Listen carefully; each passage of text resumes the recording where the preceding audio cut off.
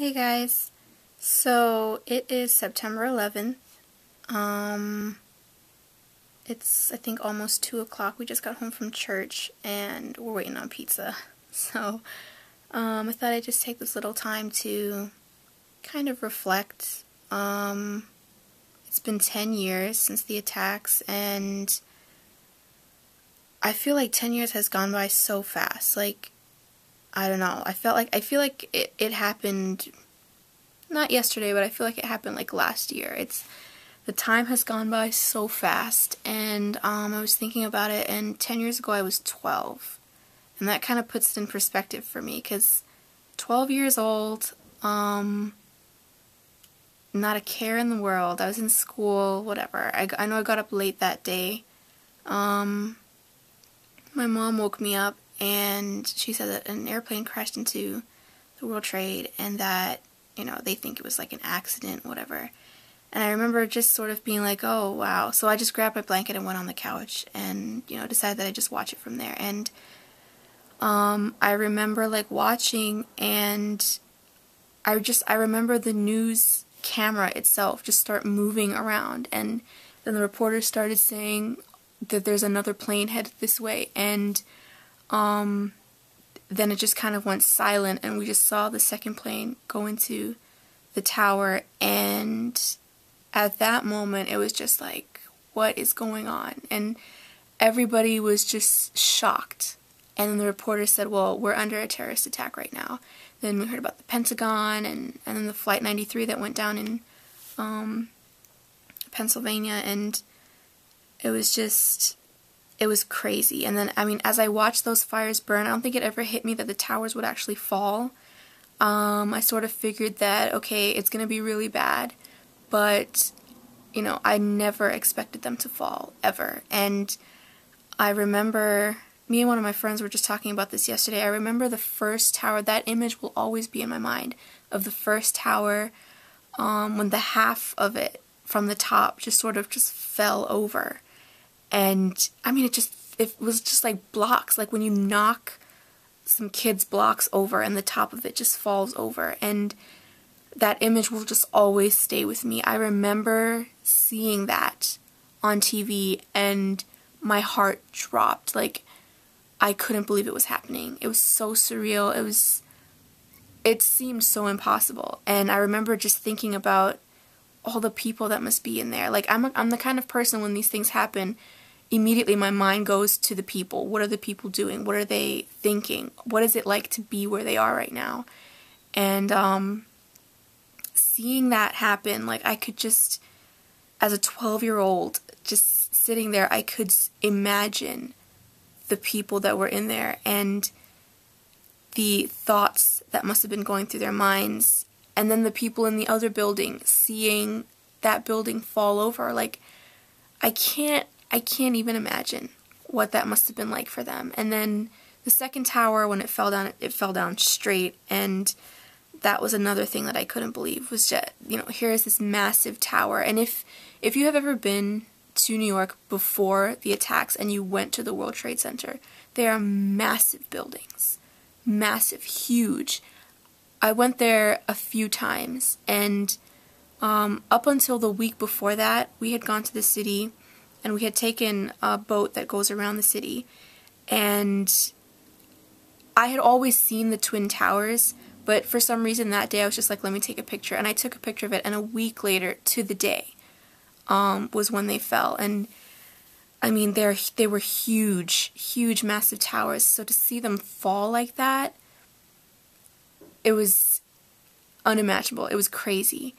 And then people jumping out of the tower, and it was just one of those unreal things. And I think to this day it's hard to believe that it ever happened, but it obviously did. I remember being glued to my TV for days after, like 24 hours. I would get up in the morning and just watch the coverage to find out if they found anybody, and just the area of debris and wreckage and just destruction. It was massive. It was huge. I know because we lived in the apartment at the time, and I know from the top of our apartment building you could see the smoke, because we weren't that far. We were probably 15 minutes out from the city where I used to live before, and from the top of the building you could see the buildings on fire. You could see everything, and it was just like, it was crazy. And we had ash that came over to our side and just like landed on our car. Just so many things, and it was just one of those unbelievable moments that I will never ever forget. I think people around the country, I know that we got help from all over, and that was so great to just see how everybody came together after that and helped us, and I mean, I know that everybody really helped, and they all remember with us, but being a New Yorker on that day, I don't think that you can explain the kind of sadness and just this tragic feeling of loss. Like, I didn't know anyone in the towers, but even up to today, like, I woke up this morning and you felt New York was just kind of subdued, and just everyone's just quieter, and just, there's just this, I don't know, this reverence, I guess, for those that were lost on that day. And we watched part of the service today, part of the memorial, and every time they read those names, I mean, I started crying this morning. It's actually been a really emotional day, but I started crying when they started reading the names, because, like I said, I think about those people, and I think about their families now, and 10 years is a long time. 10 years, I mean, can you imagine a kid that was born after those attacks would be 10 years old today, and they may never have even known their father, or, I don't know, it's really sad to me, really sad. And just when I keep hearing those names, and it takes hours to go, that's like one of the parts of the service that I actually don't like, is that, I mean, I know it's good, and I know that it should be done, and I don't disagree with that at all. Like, we should read the names, we should have to hear every one of those names every year, but that's the part of the service that I kind of skip out on, because just hearing all the names, it's just one after the other, and it's just really sad. But like I said, good things came out of that. They made it a National Day of Service, and everybody just is helping each other out today, and it's really nice to see.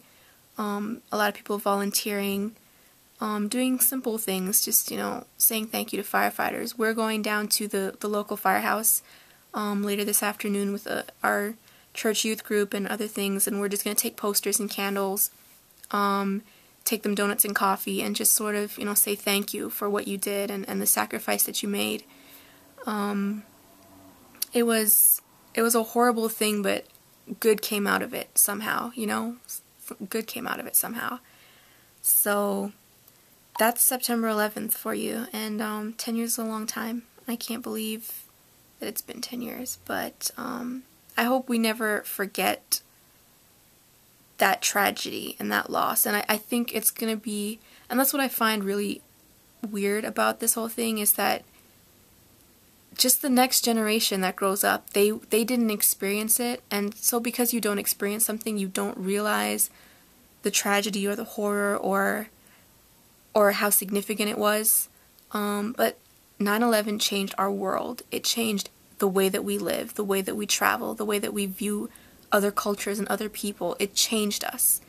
And kids that grow up in this world today, they don't know what it was like before 9/11. They don't know what it is to be carefree, what it is to feel safe, what it is to feel protected, and I don't know, it's just, I try to remember what it was like before 9/11, and it's hard.